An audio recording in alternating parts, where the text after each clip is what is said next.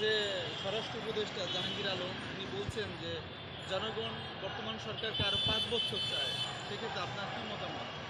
আমার মতামত, উনি তো খুব ভালো একজন মানুষ, বিশ্বখ্যাতি একজন মানুষ, ডক্টর ইউনূস।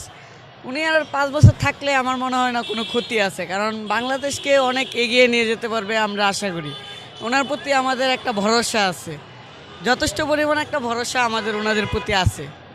সেই ক্ষেত্রে দেখা যায় 5 বছর থাকলে উনি আমাদের দেশটাকে অনেকটা আগেই নিয়ে যেতে পারবে। উনি নিরপেক্ষভাবে তো ভালোই কাজ করতে আমরা দেখতে পাচ্ছি, এতটুকুই বলার।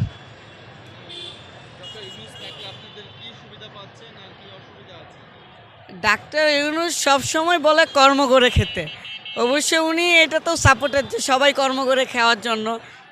এই বিষয়ে আমরা খুবই ওনার বক্তব্য অনুযায়ী খুবই ভালো লাগতেছিল যে সবাইকে বলছে ব্যবসা করে খেতে, কর্ম করে খেতে। এই বিষয়ে তো খুবই ভালো। আর ডাক্তার ইউনূস যেই আমরা নতুন করে যেটা দেখতেছি যে ফিলিস্তিনের উপরে যেই বিষয়টা চলতেছে, ওই বিষয়ে যে একটা যে যে একটা ব্যবস্থা নেওয়ার কথা বলতেছে, এই বিষয়টা তো আমরা আরও ওনার প্রতি শুক্রিয়া দেই। এই বিষয়ে দেখতেছি আরও ওনার প্রতি শুক্রিয়া।